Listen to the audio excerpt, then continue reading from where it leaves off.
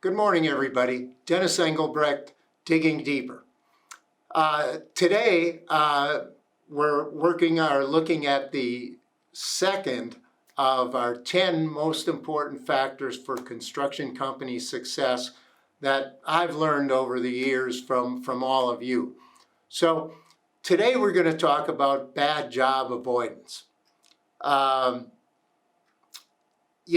There's a saying in construction that success is defined not by the jobs you do, but oftentimes by the jobs you don't do. Not taking on the work that you're either not capable of, has too much risk, is one too many to do at a particular time. And that's so important for a successful construction company, is to avoid those serious bad jobs.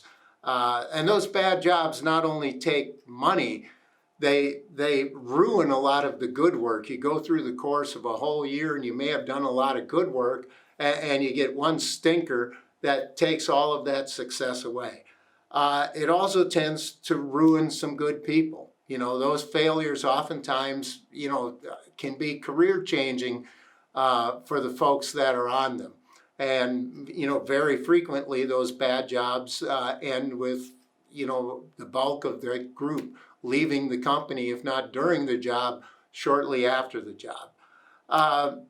So there's a lot of baggage that goes with not just the financial loss, there's so much more. So how do you avoid getting involved in these bad jobs? Well, the first is to make sure that you do have a good and rational go, no-go process. A way to decide, is this the work we should be pursuing?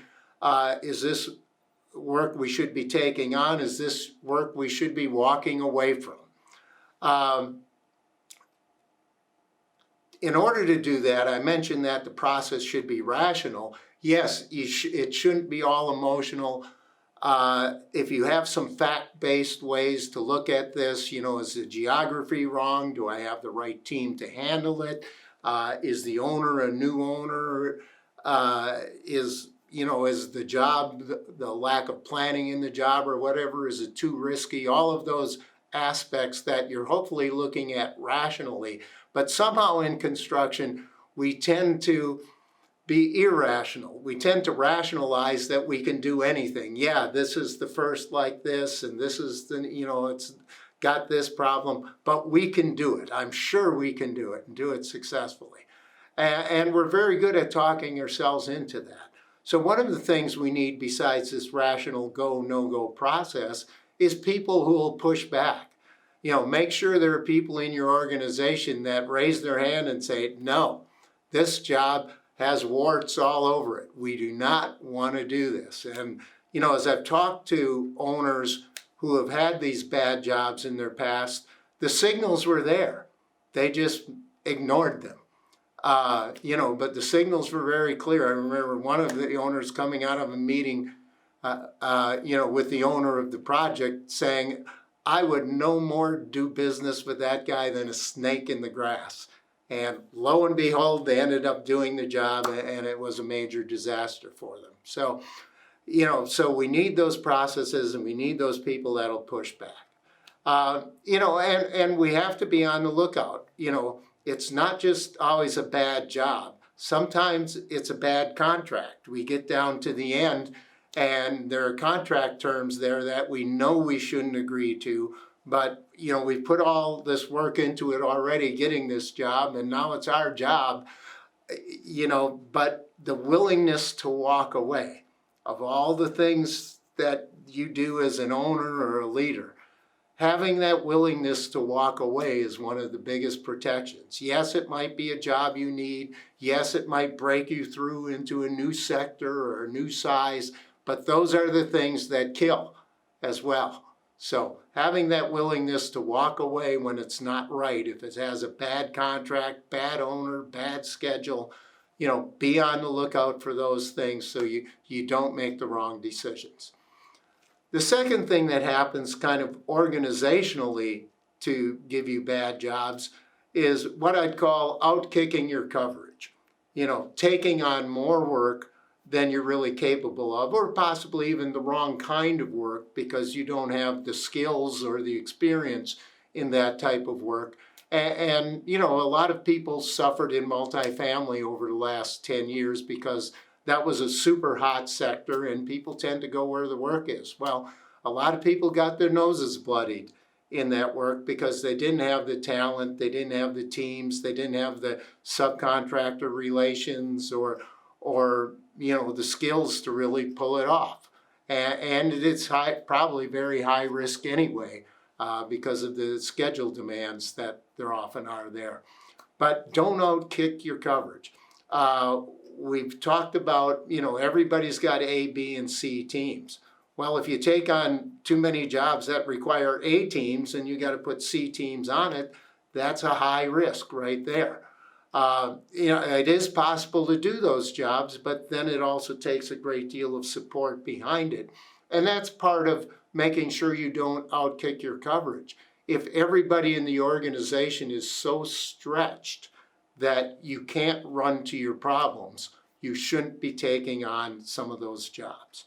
All right? You've got to be able to run to your problems in this business. And by the way, if you run to your problem, if you're so thin that when you run to the problem, everything else falls apart, you know, you no longer, you know, have your pre-job meetings, you no longer do your job reviews on a timely basis, things like that. If those fall apart because you had to run to a single problem, you're too lean, you're outkicking your coverage. All right, so make sure you have the talent and the support before you take on the work. A good thing to think about to see where you are is just go through the process and ask yourself, what if, and by the way, this is happening quite a bit in today's employee marketplace, what if all of a sudden you lost your best project manager or your best superintendent unexpectedly? Maybe it's not that they took another job. It could be a health thing. It could be that, you know, they got to go take care of mom 3 states away because she's in ill health now. But these things happen. So what does your organization look like if you lost your top person in either of those positions? Is there somebody who could step up? Is there a management person who could step down and get us through that individual job without the rest of the company falling apart? And again, if the answers look really bad, perhaps you're operating beyond your coverage, right? So look at that. Next thing is to create a bad job avoidance and mitigation strategy. Actually put down in writing, what should we be looking for to avoid in taking on work? And then further, what are the warning signals for if a job goes bad, such as, okay, well, we found out we were 5% low and had a major bust in the estimate. Well, that's a pretty clear one, right? We know that job's got issues and we have to, you know, bring our resources together to see if there's a way to solve those problems, fix those problems, even before the project starts, but certainly also as we go along. So what are those warning signs that you're looking for? You know, is it a notice letter from the owner or the architect or the general contractor, depending, you know, where you are in the construction chain? You know, is it falling behind schedule a certain amount? But what do you do then if you have those warning signs? What's the next action taken? Is it your owner getting out and seeing the job, meeting with your team? Is it having extra meetings? Is it having extra oversight? Is it replacing or supporting further the project team, you know, adding a second superintendent or a third superintendent? You know, what are your mitigation steps that you as a contractor can take? And put those down in writing. And the reason you put those things down in writing is so that you don't forget them, you know, in the heat of battle.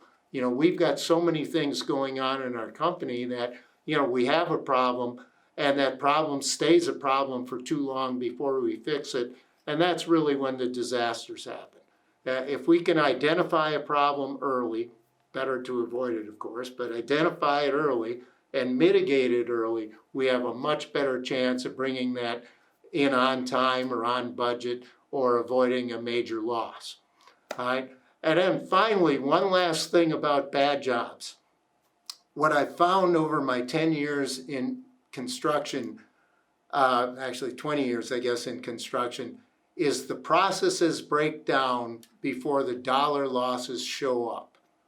In almost all cases, either because we get stretched, we get overconfident, we think our people got this now, we stop doing the little things. We stop having the discipline we talked about in our four-legged stool session last week.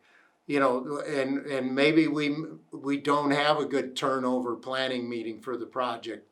We don't, you know, instead of having our monthly job reviews, they've gone to every 2 months or every third month.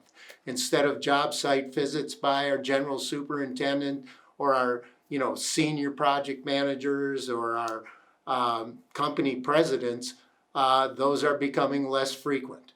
But wherever that process falls, usually when we see bad jobs occurring, it's oftentimes because a process has failed along the way.